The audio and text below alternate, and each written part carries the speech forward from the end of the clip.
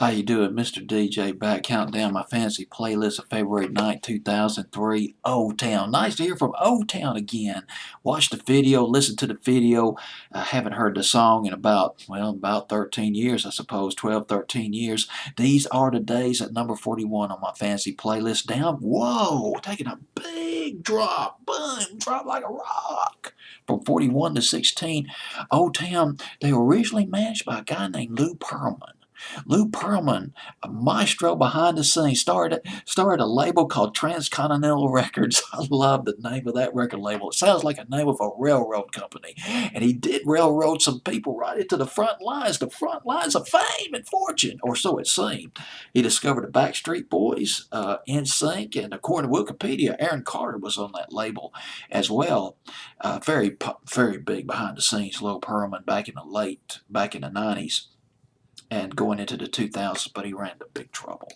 Lou Pearlman, gosh dog, read a book about this guy about 6, 7, 8 years ago.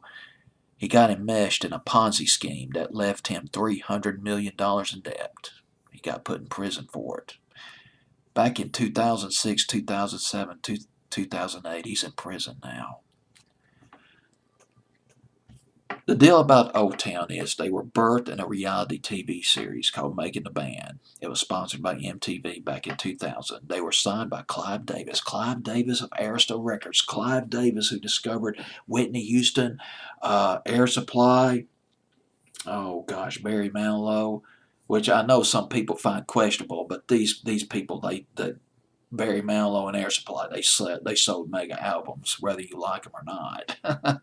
That's just the way it is. But he started a new record label called J Records back in the early 2000s. He signed O Town, and if I remember correctly, he made another. There was a media hoopla around J Records, because we are talking major record mogul Clive Davis. This guy's gonna go down in history. He's a historical figure. No question about it. Big hoopla around J Records. He signed O Town and Alicia Keys. If I remember correctly, Alicia Keys. That was a massive discovery. Another massive discovery. Another point on the chalkboard for Clive Davis. First single, if I remember correctly, was All or Nothing by O Town. All or Nothing by O Town was a big hit for them back in the summer of 2001 off their debut album. It looked like things were going to take off for O Town. They were going to be another big boy band, but here's the thing, by 1999, the boy band, at least here in America, not in England, but in America, had reached its peak. In 2000, 2001, the decline of the boy bands in America, and O Town felt the pinch. And boy, they felt it on their second album, which was called O2, which this song came from that I'm going to play for you. These are the days. Sales were so disappointing that they were dropped from the record label.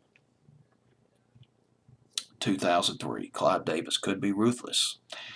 2003, they were dropped from the record label, but according to my notes, and they split up in 2003 also, but according to my notes that I got here, I've written down a few nights ago, last summer, 2014, they put out a new CD. Some of the members of O Town reunited and put out Lines and Circles, their third album. But I didn't know about that, didn't hear anything about that at all.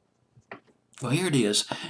At number 41, O Town, These Are the Days on my fantasy playlist.